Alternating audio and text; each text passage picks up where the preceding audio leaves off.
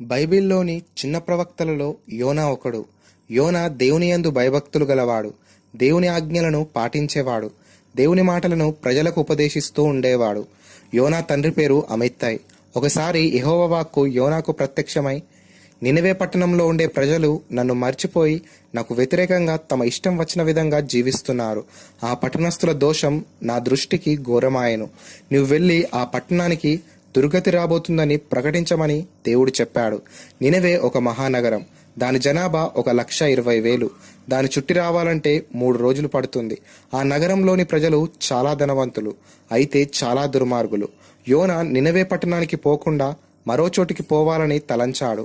యొప్పే అనే రేవు పట్టణానికి వెళ్లి డబ్బు చెల్లించి తర్షీషు వల్లే ఓడ ఎక్కాడు.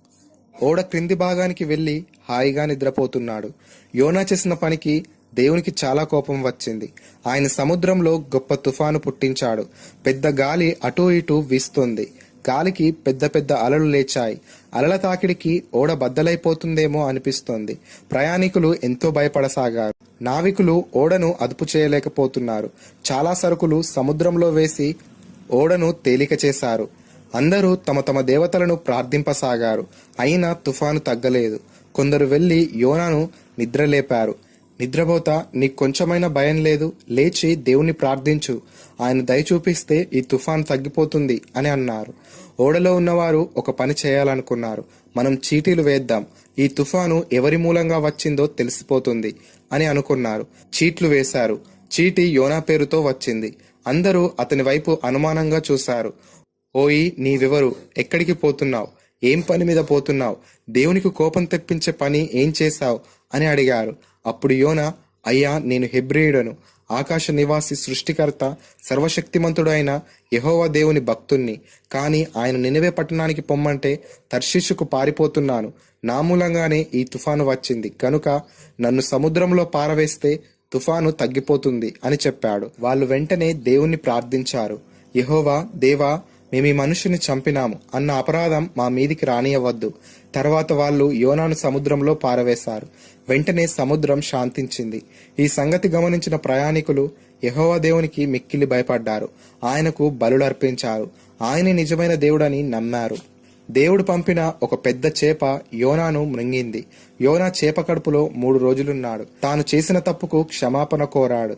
దేవా, నన్ను కాపాడితే నేను నీ మందిరానికి వస్తాను, బలులు అర్పిస్తాను, మొక్కుబడులు చెల్లిస్తాను. నీవే నాకు దిక్కు, రక్షణాధారం. నీవు తప్ప నాకు దిక్కెవరు లేరు అని దీనంగా ప్రార్థించాడు. దేవుడు యోనా ప్రార్థన ఆలకించాడు. ఆయన చేపకు ఆజ్ఞ ఇవ్వగానే యోనాను నినవే పట్టణ ప్రాంతంలో సముద్రపోడ్డును కక్కివేసింది. దేవుని వాక్కుననుసరించి యోనా నినవే మహాపట్టణానికి వెళ్ళాడు. నగరంలో ఒక రోజంతా తిరిగాడు. నగరంలోని ప్రజలకు కలగబోయే గొప్ప ఆపదను గురించి ప్రకటించాడు. ఆ ప్రకటన విన్న నినవే పట్టణస్థులు గడగడ వణికారు. దేవుని మాటలు విశ్వసించారు. నగరమంతా ఉపవాస దినం ప్రకటించారు. గొప్పవారు, పేదవారు అనే భేదం లేకుండా అందరూ దీనులై గోనెపట్టలు కట్టుకొని దేవునికి ప్రార్థింపసాగారు. ఈ విషయం తెలుసుకున్న రాజు కూడా దీనుడై గోనెపట్ట కట్టుకొని బూడిదలో కూర్చున్నాడు. రాజు, మంత్రులు ప్రకటన చేయించారు. ప్రజలందరూ ఉపవాసమున్నారు. పశువులు కూడా మేతమేయలేదు. ప్రజలందరూ దీనులై దేవుని సన్నిధిలో మోకరించి ప్రార్థించారు. దేవునికి ఆ నగరవాసులపై దయ కలిగింది.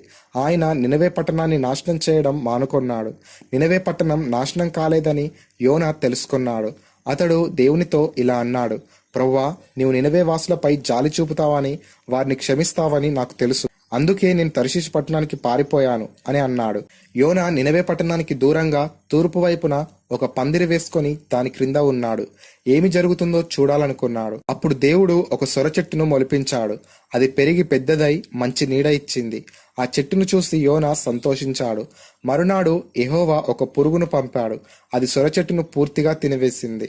యోనా మీద ఎండపడింది. అందువల్ల యోనా విసుక్కున్నాడు. చావడం మంచిది అనుకున్నాడు. అప్పుడు దేవుడు యోనాతో, నీవు కష్టపడకుండా, పెంచకుండా, తనకు తానే పెరిగి చచ్చిపోయిన సొర చెట్టు వాడిపోయినందుకు ఇంతగా బాధపడుతున్నావే?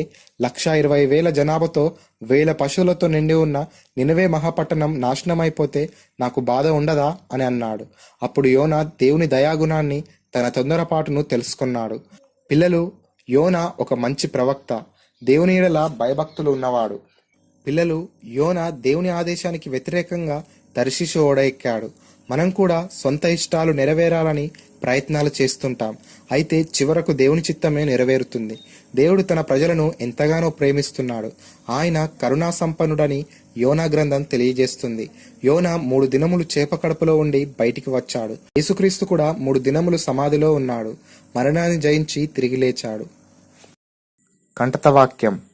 సముద్రమునకును భూమికిని సృష్టికర్త అయి ఆకాశమందుండు దేవుడై ఉన్న యెహోవాయందు నేను భయభక్తులు గలవాడనై ఉన్నాను. యోనా గ్రంథము 1వ అధ్యాయం 9వ వచనం. పిల్లలు, మీకొక ప్రశ్న. యోనా తండ్రి పేరేమిటి?